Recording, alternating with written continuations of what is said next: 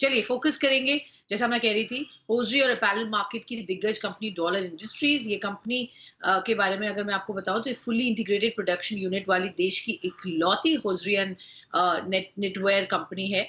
नतीजों की बात कर लेते हैं। सितंबर तिमाही में कंपनी की आय 52% बढ़कर 39 करोड़ हुई।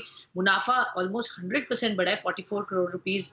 मार्जिन भी 3.5% बढ़कर आया है। एग्जैक्ट अगर देखें तो बहुत ही बढ़िया क्वार्टर रहा है कंपनी के लिए। सपोर्ट कहाँ से मिला, क्या ये ट्रेंड्स आगे कंटिन्यू होंगे, ये जानने की कोशिश करेंगे। चलते हैं कंपनी के मैनेजिंग डायरेक्टर विनोद कुमार गुप्ता हमारे साथ शो में जुड़ रहे हैं। Mister Gupta, good afternoon. Congratulation sir, बहुत बढ़िया नमस्कार। नंबर्स रहे। जी, नंबर्स बहुत बढ़िया रहे, आउटस्टैंडिंग परफॉर्मेंस है। अगर हम Q2 FY22 की बात करें, पहले तो सर बताएं क्या खास वजह रही और ये सस्टेनेबल परफॉर्मेंस रहेगी, इसी तरीके की आप क्वार्टर दर क्वार्टर नंबर्स देंगे? देखिए, अगर हम सेकंड क्वार्टर के डिमांड की बात करते हैं तो डिमांड बहुत एक्सक्लूसिवली बहुत ही अच्छी रही है और उसी की वजह से हमारे जो नंबर्स हैं वो टॉप लाइन हो चाहे बॉटम लाइन हो, वो काफी इम्प्रूव्ड आप सभी को दिखाई भी दे रहे हैं।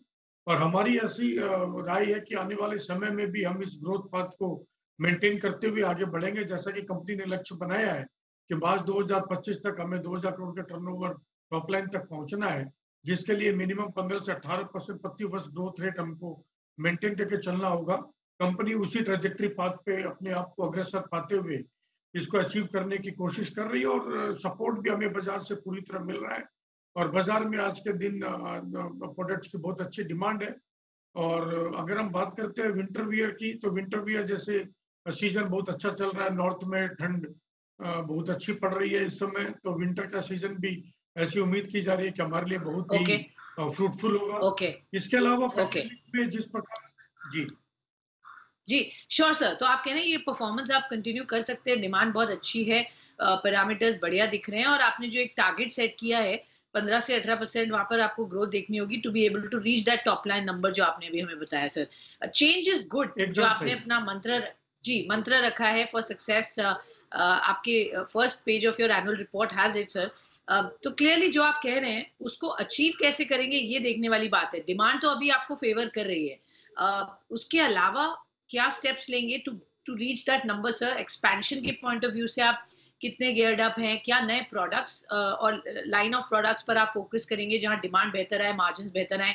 थोड़ा सा उस पर हमें अपनी स्ट्रैटेजी बताएं सर। देखिए, लास्ट 2 सालों में हमने एथलीजर 2 रेंज में बाजार में हमने कंज्यूमर्स को पेश किया, एक प्रीमियम रेंज और एक इकोनॉमी रेंज।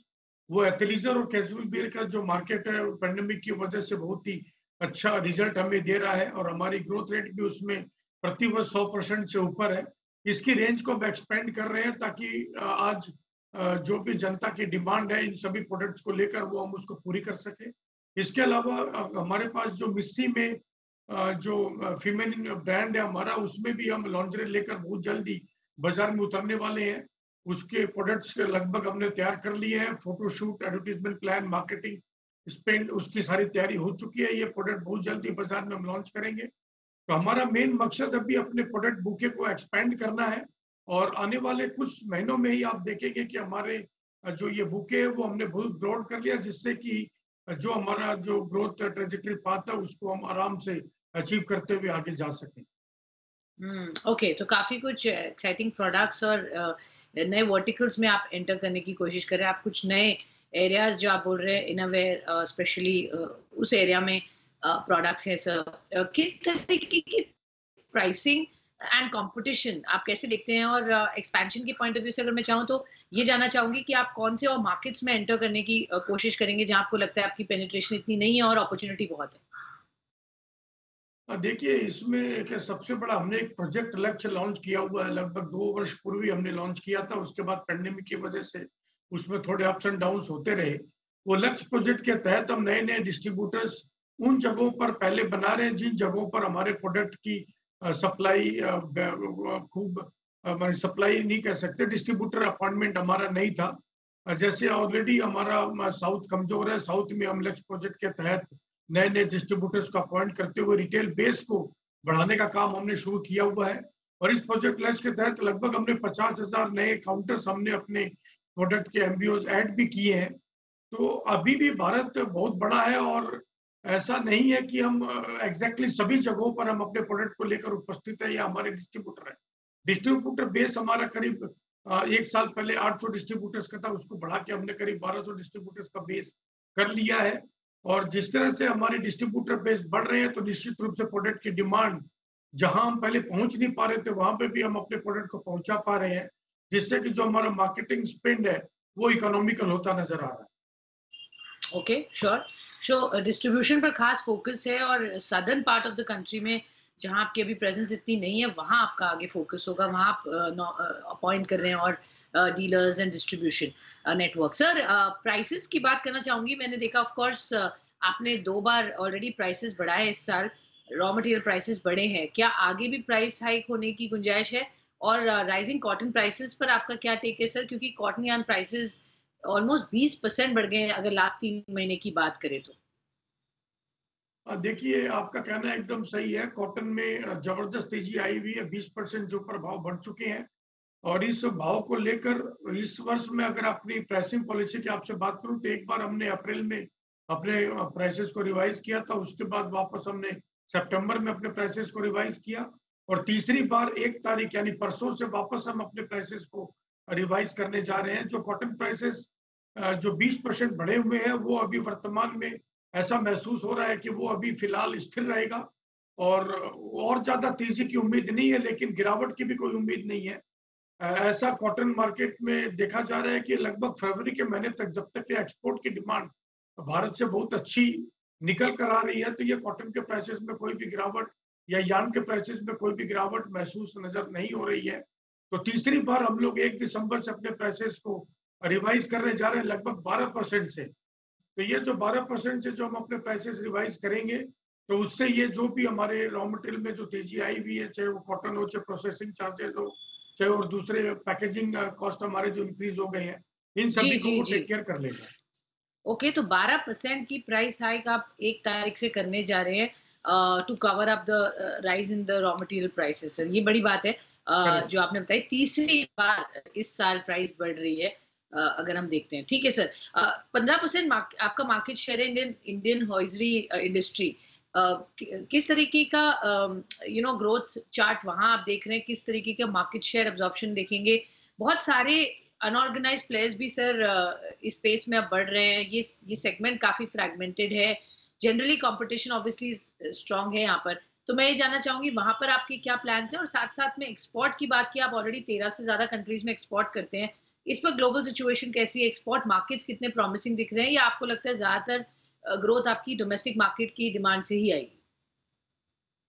नहीं, इसमें ऐसा नहीं है। अगर हम एक्सपोर्ट की बात करते हैं, तो एक्सपोर्ट के ऑर्डर्स अभी हमारे पास बहुत अच्छे हैं, क्योंकि जैसे जैसे सभी कंट्रियों की इकोनॉमी अब खुल रही है पेंडेमिक से, तो उसके बाद प्रोडक्ट की जो डिमांड है बहुत ही अच्छी है, और उस डिमांड की वजह से हमारे पास भी उन सभी कंट्रियों से डिमांड बहुत अच्छी आ रही है, और लगातार हम एक्सपोर्ट्स किए जा रहे हैं। और एक्सपोर्ट्स के बारे में एक बात मैं और अपने सभी श्रोताओं को बताना चाहूंगा कि कंपनी इस वर्ष जो ग्रोथ है हमारा एक्सपोर्ट्स का, वो गत वर्ष के अनुपात में बहुत ही अच्छा होने की उम्मीद है।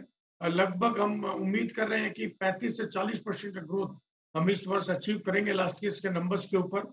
और हम अपने मार्केट को भी एक्सपेंड करने की पूरी कोशिश किए हुए हैं, लेकिन चूंकि ट्रैवल रेस्ट्रिक्शन है, इस वजह से कोई नई कंट्रियां हम अभी फिलहाल नहीं जोड़ पा रहे, लेकिन तैयारियां हमने पूरी कर रखी है। जैसे ही ट्रैवल रेस्ट्रिक्शन खत्म होंगे, उन सभी नई कंट्रियों को जो हम जोड़ना चाहते हैं, मेनली अफ्रीकन कंट्रीज, तो निश्चित रूप से और आगे आने वाले समय में हमारा एक्सपोर्ट्स और ज्यादा बेहतर होगा।